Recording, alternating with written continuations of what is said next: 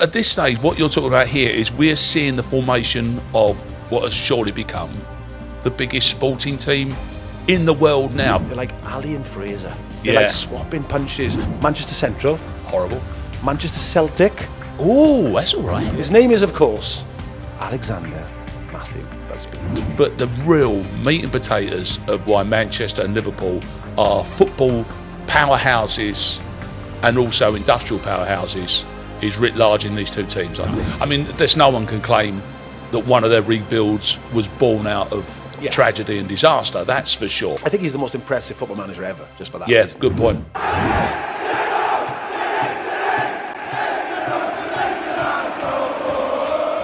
Hello and welcome to a brand new podcast, because that's what the world needs, is yet another podcast. But let me tell you... Podcast, never heard of them. Me and my dear friend, Mark Webster... Hello there, Jonny Owen.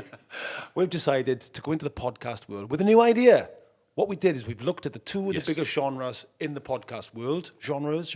That's right, correct. And they are... Well, obviously, flower arranging and it's pottery. No, it's not. It's actually football and history. Sky needs some new notes. Okay, yes, press on. So what we've decided to do is we've decided to do a football history podcast. I mean, you and I have spent many, many hours together. Yeah. Lots of them on radio, broadcast hours, and then hours not on the radio, talking about this very stuff. It's the pop cultural stuff that surrounds football that we've been obsessed about all of our adult lives, isn't it? Exactly. So it's called If You Know Your History, like the song.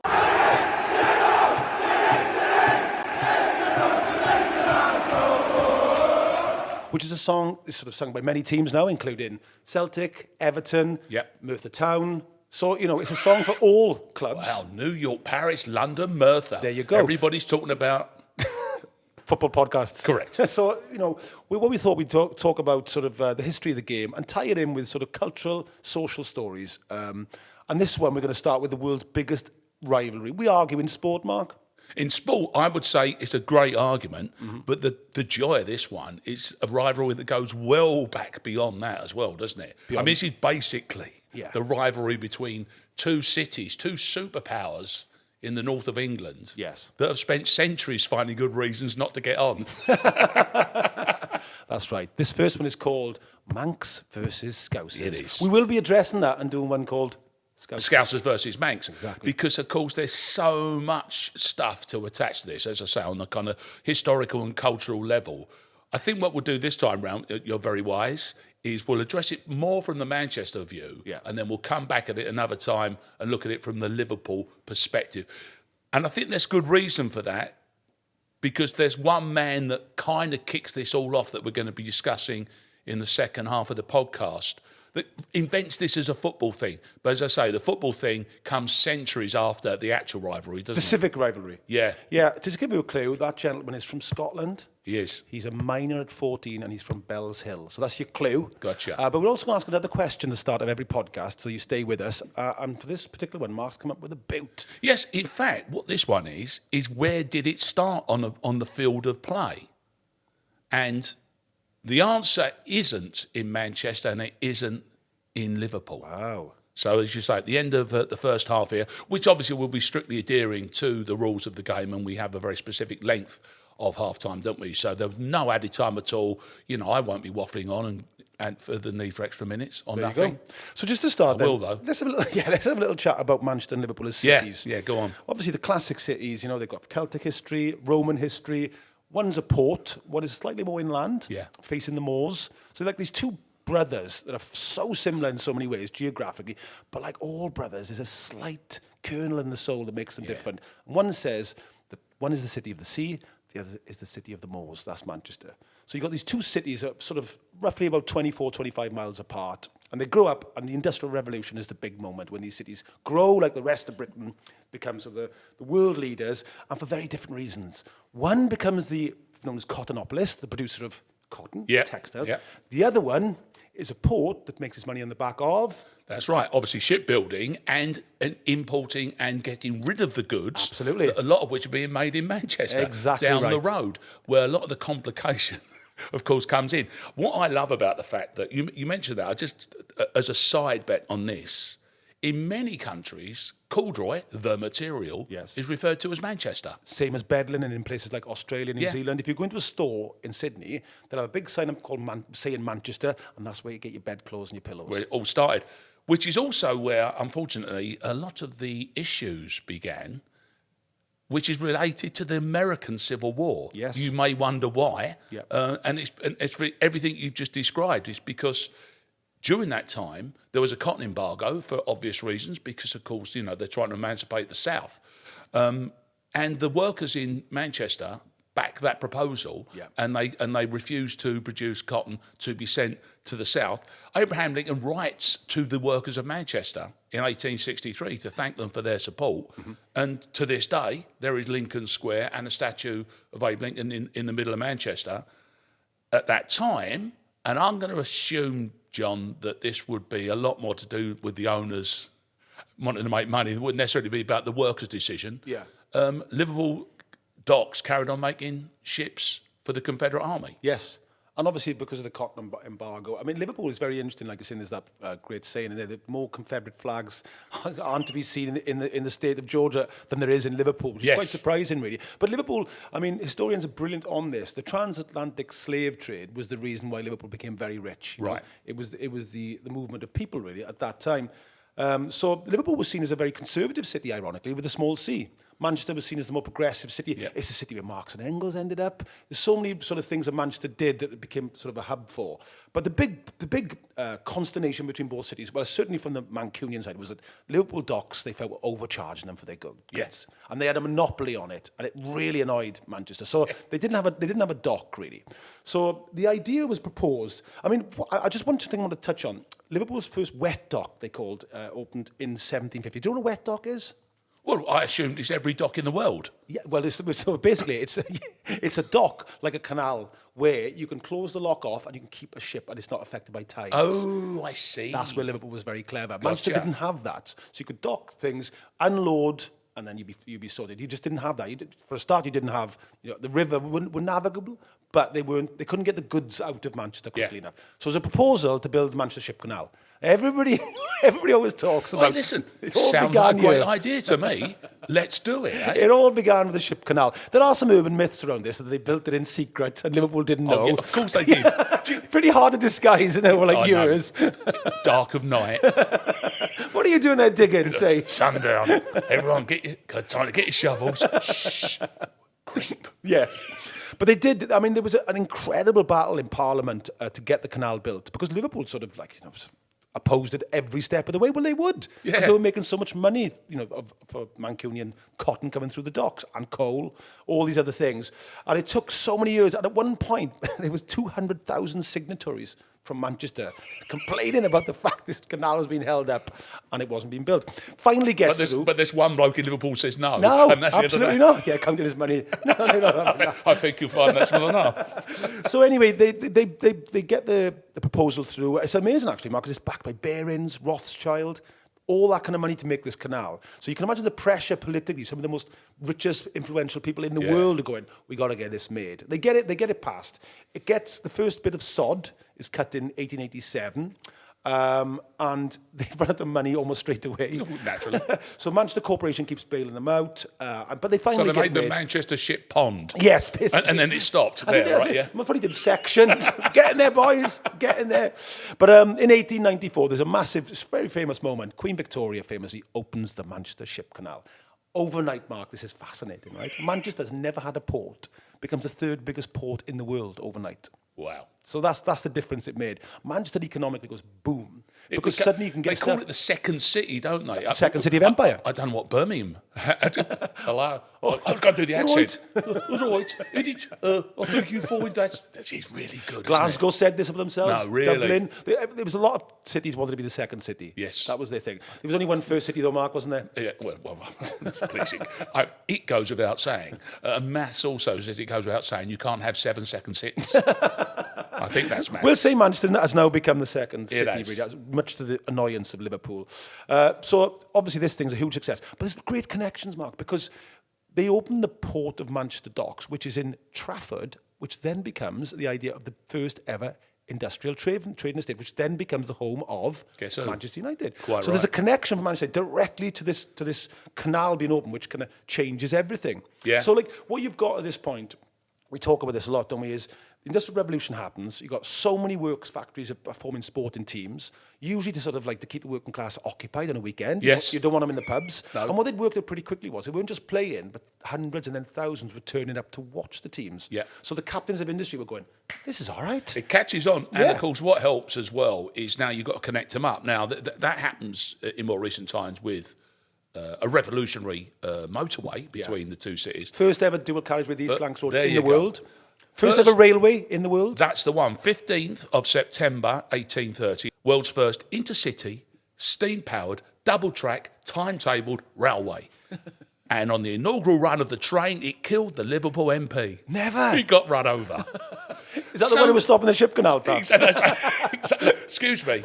Coming through, some fellas were shut. Oh, it's all over. So that was a little bit unfortunate. Yeah. You have to argue, but yeah, the connection is made there immediately, which of course, and this is where the football part of it is going to come in. Yes. Because of course, I guess most of the time we're going to be talking about football games are being played in home teams. Derby games are going to be rare unless they are in the same towns because of the distance travelled. All of a sudden, the space has been closed up dramatically. Yes, you're able to travel more. Yeah, well, although we will find out again, it wasn't Manchester and Liverpool, as discussed, that the first game between these two were played. But you didn't. I mean, talking of the railways, you're quite right. Newton Heath, Lancashire Yorkshire Railway Football Club, are the works team. Yes. And they're still there, actually. They were there till about 20 years ago. I knew somebody who worked there. There was these giant sort of like sidings in Manchester, Newton Heath, still to this day, where they sort of do the train repairs and all the rest. So still got that there. Okay, so the footprint of what it would have been remains. Okay. It's still there, sort of a centre for the railway. They form a team and they join some local league, the Combination League, and they mostly play sort of like I say, local works teams. Then they join a thing called the Football Alliance, which only lasts 2 years. That gets absorbed into the Football League, and they've arrived. And by 1902, they've money problems, and they go to this chap, and they you tell the story. Ask for some money, and they suddenly reform themselves because Newton Heath played in green and gold, famously. Which you may have noticed scattered around to the last few day. seasons at Old Trafford on certain shoulders of certain Manchester United fans who kind of want to... I don't necessarily know they want to return to getting to football matches on canals. No. I know that I've just exaggerated there for effect. But of course, they want to go back to something like that I think is their golden era, which began, as you say, in 1902, in somewhat strange circumstances, one might argue. Harry Stafford is the captain of Newton Heath. And he's got himself a lovely big old St Bernard called Major. Is he? Okay. And they're at a big charity event, and Major wanders off. Now, I don't know how St Bernards can wander off.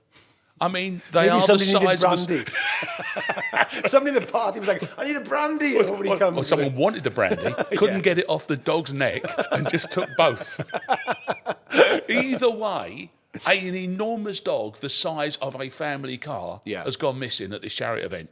Only to be found by a bloke called John Henry Davis. Very famous guy. And John Henry is a man he's a self-made man, estate agent, then innkeeper, then he becomes a brewery owner. That is definitely poaching, turning to gamekeeping, isn't it? He finds the dog. He kind of says, I love this dog. Any chance I can buy a few? And Harry, captain of Newton Heath, says, well, you can't buy the dog, but you could buy a football club because we need $2,000, otherwise we're going under. He says, I'll do that for you. Yes. So then he just gives him the dog. Or did he just buy a dog for $2,000 and get a free football club? Something like that has just occurred, hasn't it? But that was it. He was described, Mark, I love this, as a man, this is John Henry Davis, with an extraordinary amount of civic pride. Yes. Isn't that lovely, though? They literally went to him, look, this is going to be the new club called Manchester United, and if you're a Mancunian lad, come on, you got to get... And he goes, okay. And he does. He invests in the town again. forever. He does. That's right. Yeah. And so this is when we start to see... We see the red kit come through as well. Red and white kit. And of course, we are no longer Newton Heath. We are now Manchester United.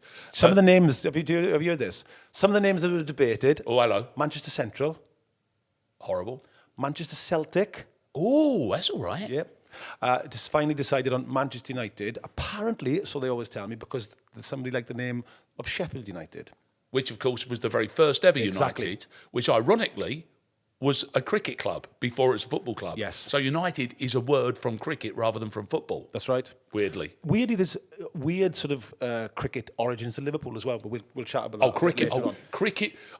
I'm sorry to say, John. Cricket is being everywhere. the proud non-cricketing Welshman that you are, cricket will rear its ugly head during the course of this podcast a lot. But this thing start happening. Obviously, what George Orwell famously called the tyranny of the clock. 3 o'clock becomes important. Yeah. The human sort of like condition in the industrial world starts being run by clocks. There's a day off on a Saturday. There's also a day off in the week, interestingly, which is the reason why Sheffield Wednesday called Sheffield Wednesday. So there's all kind of, but Saturday afternoon becomes the time they're going to go, we're going to play football at this time on a Saturday. That's established. And United take off pretty quickly, Mark. They win a title in 1908. They won an FA Cup in 1909. And in 1910, they move to a place called Old Trafford in Trafford Park, which is on the end of the Manchester Ship Canal. There you go. There you go. So Manchester United is settled and they're up and running. But they actually become a bit of a yo-yo team. Right until sort of, you'd say after the Second World War, never really did anything. Manchester City tended to be the bigger team in Manchester, well supported like all clubs were at that time, but certainly nothing like the force they were going to become. Correct, yeah. So Manchester United are kind of up and running. Meanwhile, down should we say the Ship Canal or the East Lancs Road or the railway, what are we going to call it? I tell you, let's go down the railway on the road because it's quicker. Okay, so there we are. So we're in Liverpool, sort of different Liverpool, massively different. Liverpool grew out of a cricket team that play out of San Domingo's Methodist Church. Wow. Which then becomes Everton Football Club. Yes. Because they're formed, they play cricket in the summer, they want something to do in the winter. This game called football is very handy. You can play it in the winter, you can play in the rain. Big decision in places like Liverpool and Manchester, you can play in the rain because of the weather. And also, you won't know what I'm talking about here, but we're going to have to find out if they play football on the square which you play cricket on, but they all had to play around the middle so that they didn't tread on the pitch. Well, Sheffield United did that at the end. Couldn't have done that. but these played on Stanley Park. Oh, well, yeah. Heard of that. Stanley Park. But then they go to a place called Anfield. This is Everton. So the name becomes Everton. They move to Anfield. Everton are playing in Anfield. And the president of the board is very famous, a guy called John Holding. Proper Protestant, orange lord, the whole shebang, right? And he's running. The rest of the board aren't that keen on him. So this is where this sort of feeling comes. Everton are kind of like a Catholic club. Liverpool is sort of the Protestant club. Liverpool, you have to remember, after the Irish famine, is a quarter of its population is Irish by the 1850s. Astonishing. 1 in 4 people in Liverpool are Irish because they're all coming across. This accent develops. A completely new invention in the Scouse accent. North Wales is producing 20,000 people a decade and sending them to Liverpool for the next 100 years. What? So that in the accent comes from North Wales and the Irish, and it becomes a very specific accent that's very famous to this day. The accent of the Beatles and all these kind of things. And that's where this accent develops. So there's a city growing there with a very specific character and the nice thing about what I adore about that accent is it has a very similar lifespan or geography as mine does to a great extent, is that it's kind of built up in a tiny, mile and a half area around the docks. It is. Because the city's suburbs haven't existed. And that accent doesn't exist. No, absolutely. So you've got this city, sort of very, and again, this team is playing Everton. The guy falls out with the rest of the board. So he's built a stadium, which is Anfield. He's built stands. And they've gone, we're going somewhere else. So they leave for Goodison. And he's going, I got a stadium, I haven't got a club. So this is a great question. He then decides to register another club. He has a go at Everton Athletic. Does he now? He does indeed. They go in, that's too close to Everton. There's one of those words in there.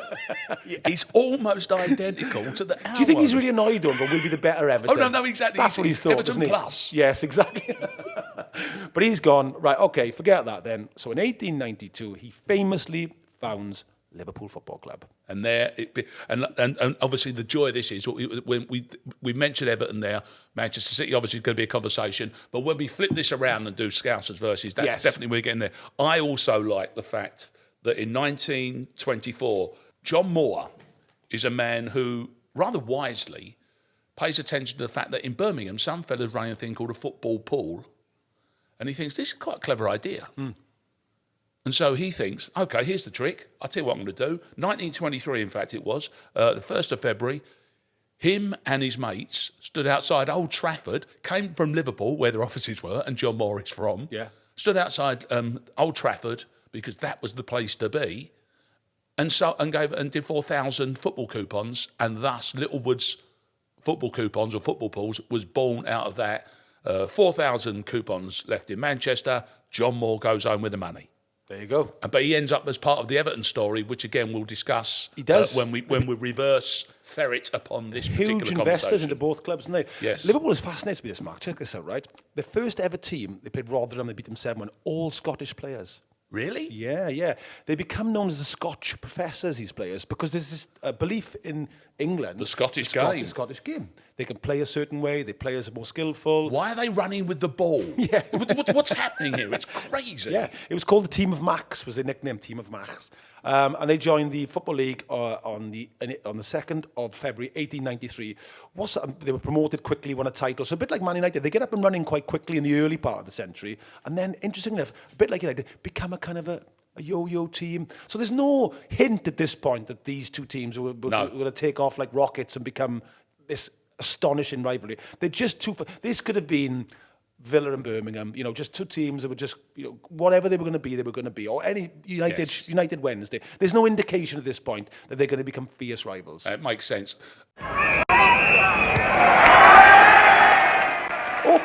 Hello. Time tangerine. It's the orange. That means we're done. Back for the second half. Yeah.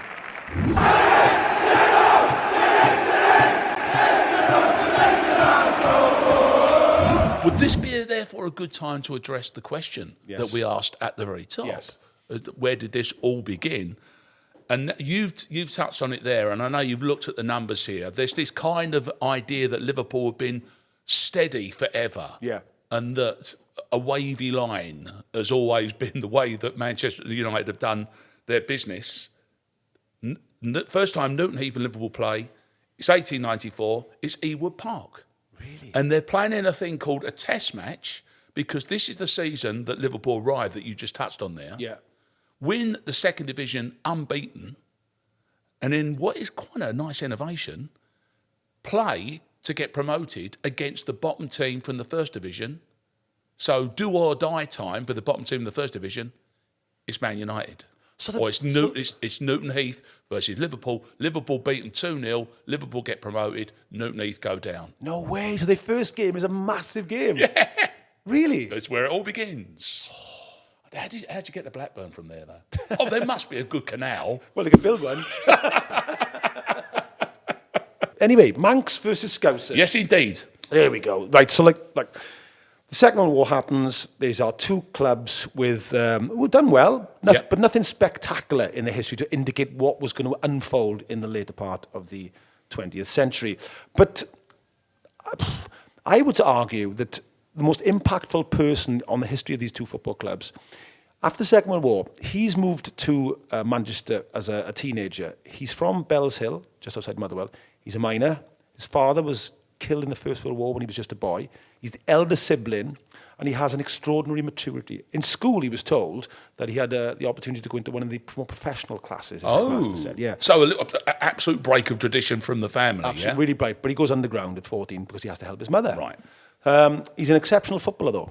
And he's from a part of the world, that part of Glasgow, that is the hothouse for footballers. Alex James, they're talking about football. I mean, you literally are talking and playing football every hour of every day. Record crowds are always broken in that area, Glasgow. It is what you would call the world centre for football at that time. And he's from there.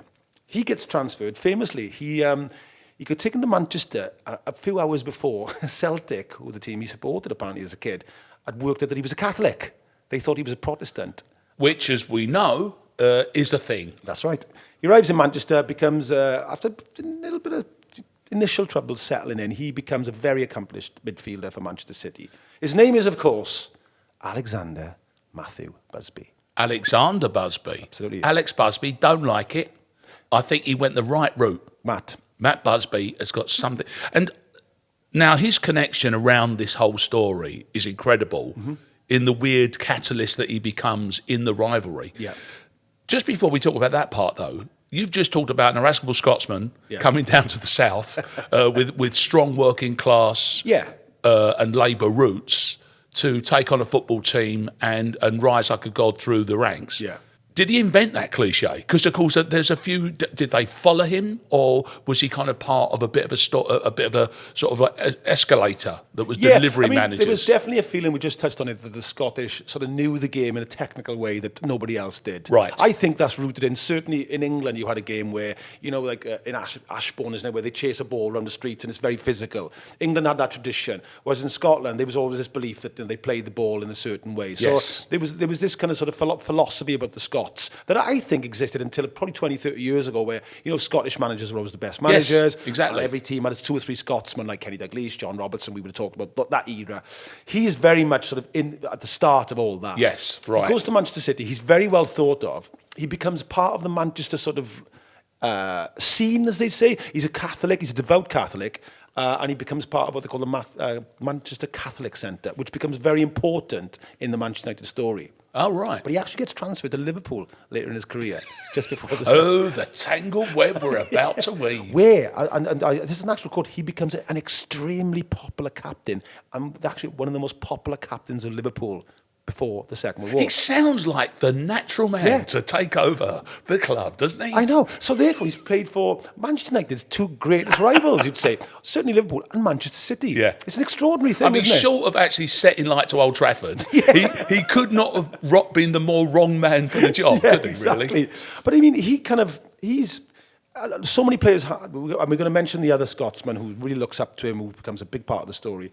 But after the Second World War, we all forget this, the war was 6 years. And if you were a 22-year-old footballer, your career was pretty much, you were done. And Shankly talks about this, and Busby, all these people sort of mention the fact that the war took so many careers. Now, there were bigger things they were fighting about, and most of them served, many of them died. Yeah. But if you think of it just as a step back, then if you're a young footballer, that's it. By the time the war's finished, it's kind of over your career. Yes. So Matt Busby is a classic example of that. He's going, well, what do I do now? And of course, what happens? Liverpool, who thinks so much of him, they sound him out of becoming the new manager. Yeah. And he says, well, will I get to pick the team? And they went, well, no. A committee picks it, which happens at so many football clubs at that time. And so he goes, well, that's not for me. See, these are the glory days of football when basically a boardroom was where it all really happened. That's the exciting stuff that we want to know. Admin. Exactly. That's what football should be more about. So he goes, okay, so he's actually wondering what he's going to do. Because he was a bright man, Busby.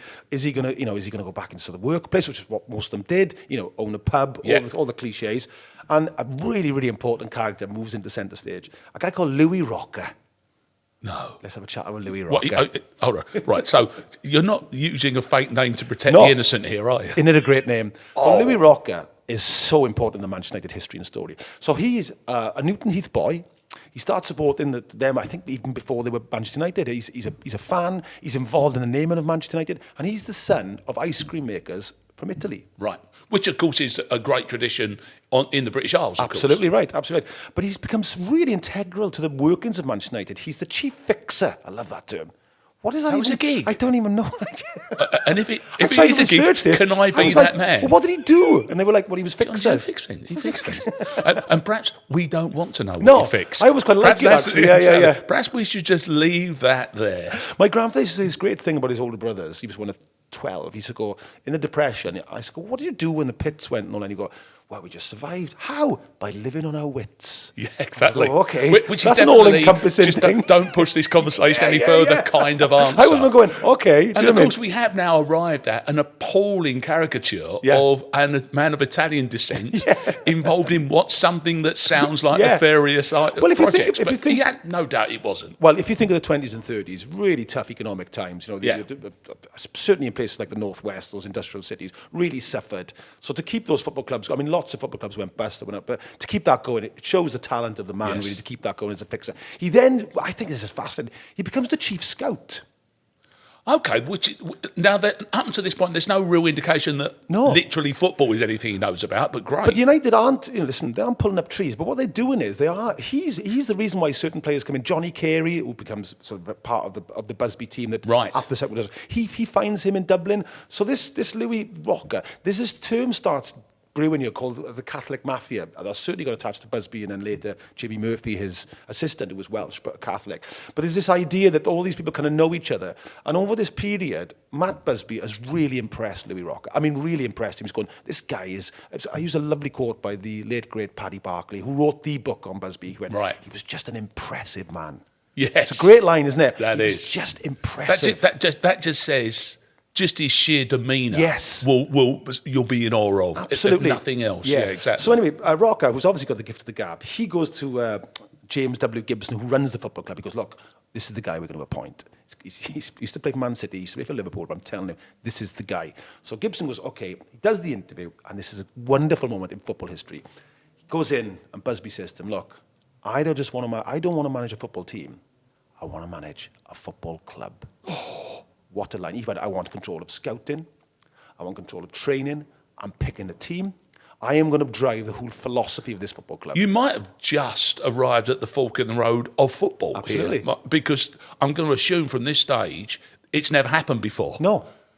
So we've now crossed the great divide into which we can now talk about clubs. Absolutely. On that broader stroke. Couldn't agree more, Mark. And because we all know what's coming next is the great Busby Babes. Yeah. So he puts it into practice and changes football. Yeah. This is the time where, players, we wouldn't play a player who was under 22 sometimes. He'd be like, he's too young, he's going to get, But he's going, I'm picking boys at 17, 18. And he puts in place an amazing scouting network. I think it's Joe Armstrong is his name. It's an amazing guy. And he says to him, I want you to find the best players in England to play at my football club. Right, okay.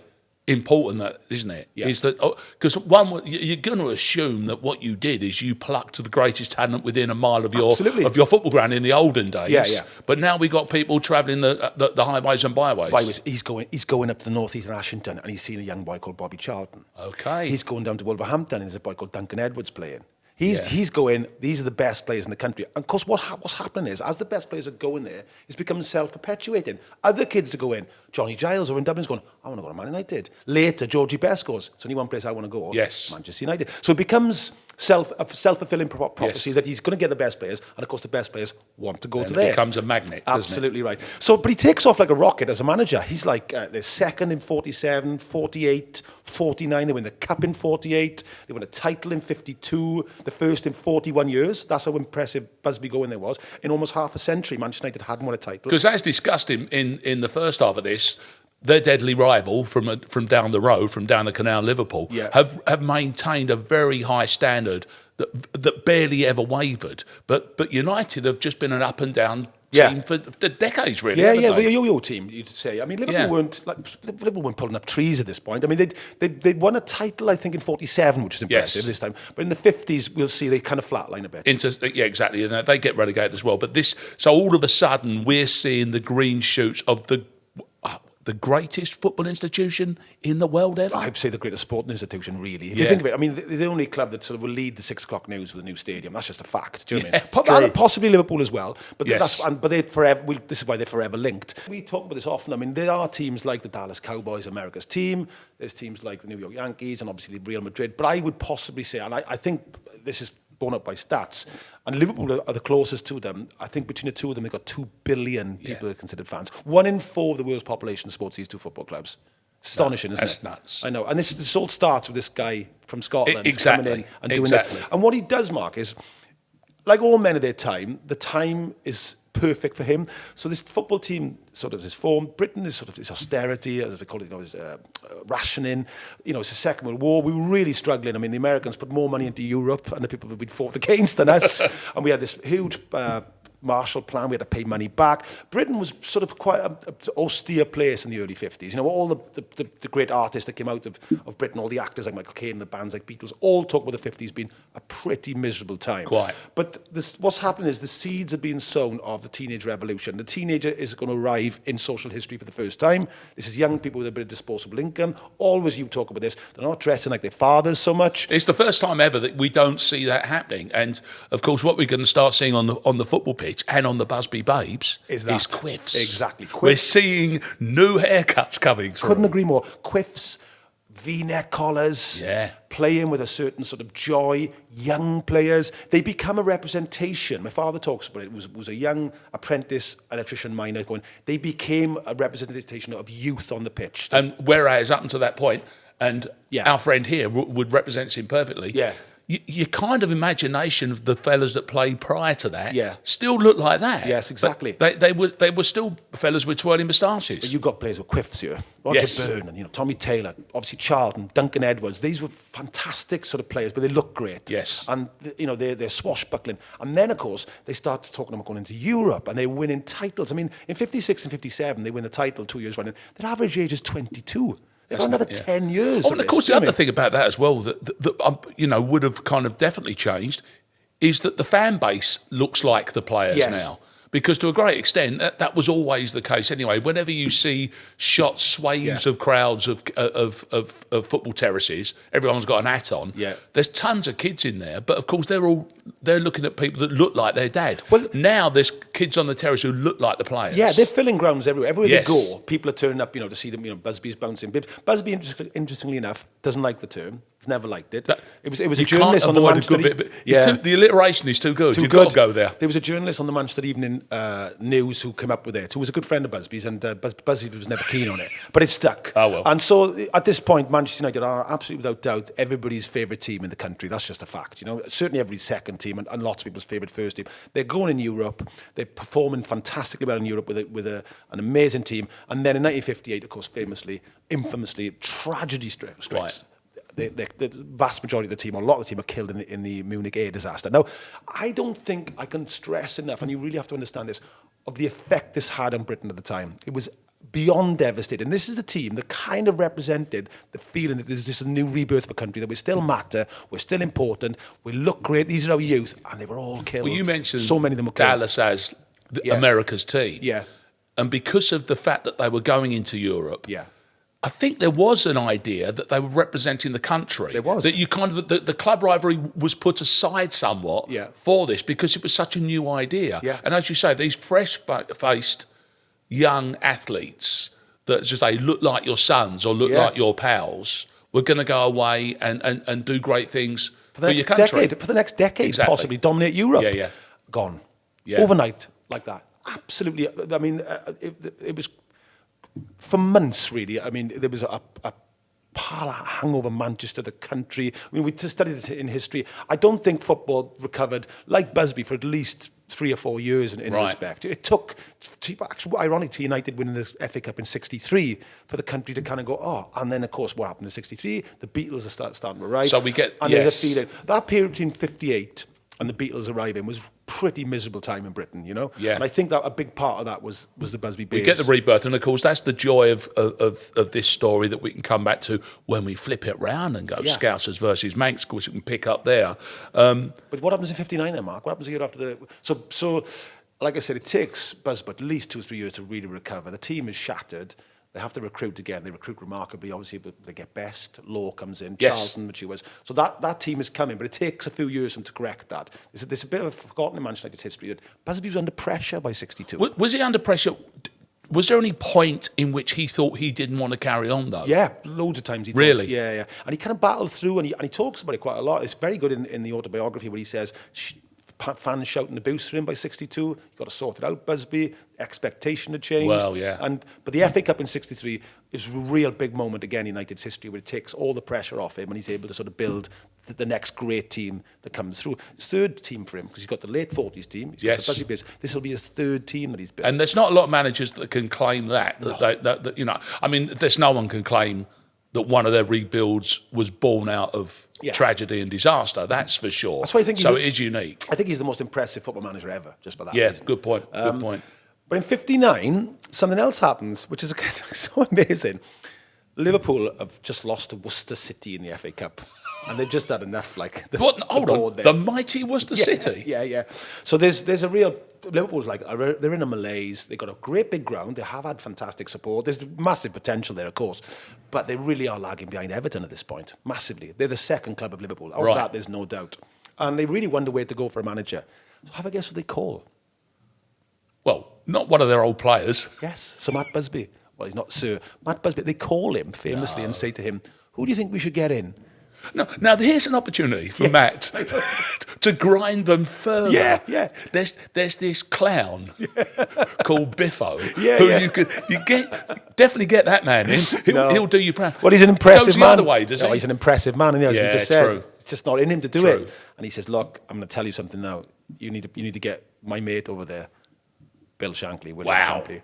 So the board, literally, they put the phone down and drive to Huddersfield that night to a play-in, and they're waiting for Shankly. And as soon as he comes out the dugout, he's famously walking up a little hill there, and they say, would you like to come and manage the best football club in the world? To which he famously replies, what, has Sir Matt Busby, has Matt Busby left Manchester United, is he? That's what he said.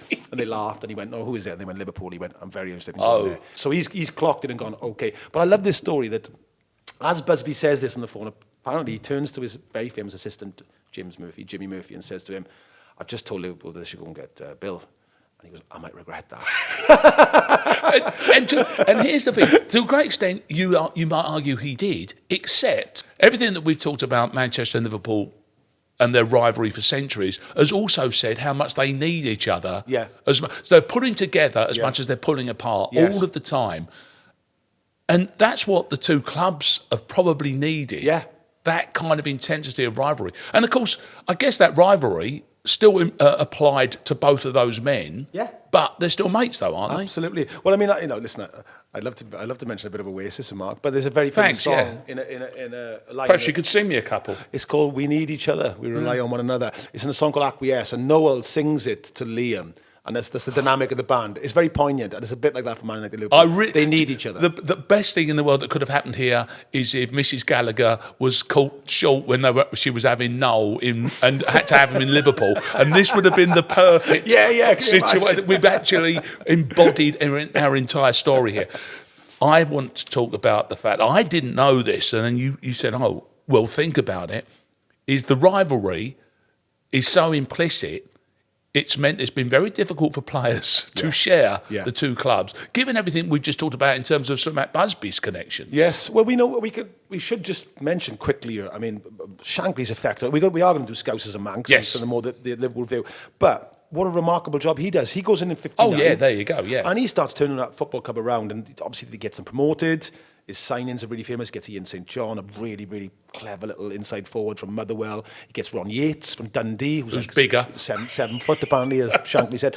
So he signs these really important players in Liverpool history. And by 64, the year after United win the FA Cup, he's winning titles. 65, he's winning the FA Cup. United. So I mean, they're swapping. I always use this great line. They're like Ali and Fraser. They're like swapping punches. So at this point, they are taking off. This is the genesis of the rivalry that we know. And there it all begins. 64 is a big year in the point about this idea of swapping players. I'll go back to the guy. But my favourite version of this is brought to us by Gabriel Heinzer, isn't it? Yeah. Who explains how you don't go from Manchester United to Liverpool. There's a story where Ferguson literally had to say, "Are you mad? What you're asking for you?" Because he asked to go to Liverpool. It just doesn't happen. You're not going to get transferred between these two football. But he didn't get it. No, he was like Argentina. He was going, "But it's just a team." Like, is it Gabriel? Yeah. I think you'll find it's not. But I think we should touch on the fact that you're absolutely right, Mark. 64. Liverpool as a cultural centre. The Beatles are the biggest act on the earth at this point. They've just conquered America. They're winning titles. Liverpool feels very, very sort of the epicentre of everything. But Manchester feels, as Mancs do, not very far behind. If not, they're saying, well, look, hang on a second. Granada's been launched. You've got Coronation Street, the longest running TV show. Georgie Best is there. Again, we cannot underestimate the cultural impact of Georgie Best arriving in Manchester. So they've got the pubs and clubs there. They're winning titles. So there's a feeling now at this point that Manchester and Liverpool are kind of like controlling. They're matching up. I mean, it took them a long time to build the Hacienda, but that's. Well, we're going to address that. That's the late 80s. Exactly, we'll talk about that time as well. 1964 is the moment that it happens. It's the rocket taking off. It's because this is when Phil Chisnell pops into the equation. Yeah. Phil Chisnell? Who's that, you might say? 59 to 64, plays for Manchester United, 38 games. Signs for Liverpool. Yes. 64 to 67, plays 6 games. This is the only fella that we can really find that's crossed over. Finally, by the way, John, sees common sense and moves to Southend. I knew you'd say that when you seen that. Seriously. He moves to Essex because he thinks, what am I going to do in my life? I know, I moved to God's own county. 142 games down there, but he does move back to Urmston. So he settles back down in Manchester and ends up, among other things, making malt bread. Does he? He's a baker? He does, which in Scandinavian is wortbrod, which is wort bread. Oh. Tasty sounding, isn't it? Is it good for you? Is it like sourdough or something? It is. It's like the little package you get in your meal deals. You can get. See, that's the good thing to get in your meal deal, isn't it? Right. Okay. Serenes, aren't they? Yeah. Just get that next time, John. Not the crisps. But get a bit of malt bread. You're right. But you're right, though. Phil Chisholm is now a very famous pub quiz question because he's the last man to be transferred between Liverpool and Manchester United. 64. 64. And I think this is where you're absolutely right. 64 is the birth of the rivalry. Yeah. 63, United win the FA Cup. 64, Liverpool win the title. 65, United win the title. Liverpool win the FA Cup that year. 66, Liverpool win the title. 67, United win the title. So basically, this is the moment where they become huge rivals. Busby is in the chair at United. Shankly's in the chair at Liverpool. They are close friends like you wouldn't believe, constantly visiting one another's office. I mean, there's none of this nonsense. Well, presumably lots of covering up of the chalkboards. He's coming. Quick, chuck a blanket over the blackboard. But you know what's a really interesting thing about Shankly? People didn't realise. The boot room that he starts, right, which is famous, is a room, I think, under the Cop, where there were boots that they just emptied and put like some rickety chairs.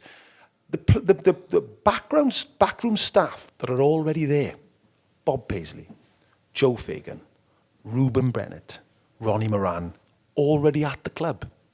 Really? Yeah. He arrives there and he goes, I'm going to keep you lot. Which I think great management, isn't it? Well, and basically doesn't happen. Yeah. Unless you're the poor sucker who gets to run Watford for 10 games and you have to have their coaches. This doesn't happen in football. Isn't it astonishing? And he literally goes, well, you guys, Shankly doesn't actually visit the boot room that much. He lets them go in there, talk. And they would come to his office and say, but Busby, very similar. He brings... Jimmy Murphy was a Welshman from the Rhondda, famously. He was like very important after the Munich air disaster. He insists he comes with him as well. So the first manager start going, I need to pick him and I need him. But Shankly, he goes, I'll have this. Yeah, whatever. Yeah. But I mean, that's just fascinating, isn't it? And Bob Paisley obviously goes on to become hugely successful. He was a physiotherapist there after becoming a player, qualified physiotherapist, a masseur basically. And then gets promoted up. So that's what I think to do. But as you say, can't wait to get stuck into this from the other side round because of course Everton, the football club, and Manchester City, the football club, will crop up in conversation a lot more when we go Scousers versus Manc. Absolutely, because they're important in the dynamic, and we speak about this because they're massively successful in the 60s as well. Yeah. So you've got Everton, but this is what we want to talk about. Why is it then, Mark, in your opinion, that it's not Everton or Man City that's the famous rivalry? Why is it not Everton and Liverpool? That it's a City rivalry. But why is it Manchester United and Liverpool have become this worldwide history? What's your opinion on it? What do you think? I think that it's the simple fact that we can go all the way back to that being, if we take Newton Heath as being fundamentally Manchester United, and that game in 1894 when Liverpool send that particular team down. The rest is gravy in Manchester and Liverpool, but there's something about this which has just ploughed through the whole thing continually. The great news is that it isn't only that way now. No. And there's plenty of other flip sides to it. But the real meat and potatoes of why Manchester and Liverpool are football powerhouses and also industrial powerhouses is writ large in these two teams, I think. I do. They kind of like almost symbolise, don't they, sort of the industrial history of Britain, the docks, the canal, the cotton, the manufacturing. But in a football sense, it pulls it all in, sort of the history of the way the Scots play football, immigration, coming into towns, people moving in, and all these moving pieces sort of connect. And then I think ultimately, like saying that one man, it's Busby in particular, that allows Manchester United to really take off and become a world team. And him recommending Bill Shankly and off we jolly well go. The greatest history or the greatest rivalry in sport, Manchester United against Liverpool. Okay, well, that's the end of the first ever episode of If You Know Your History, Mancs versus Scousers. We will do Scousers versus Mancs. Quite right. We're going to flip side and reverse it. There's hundreds of episodes still to come. And, of course, the big deal is, John, subscribe. Yes, on all platforms. Correct. Will be available, all free. And we'll make sure we pump these out as regularly as possible. Exactly. And did you say free? I did say free. Excellent.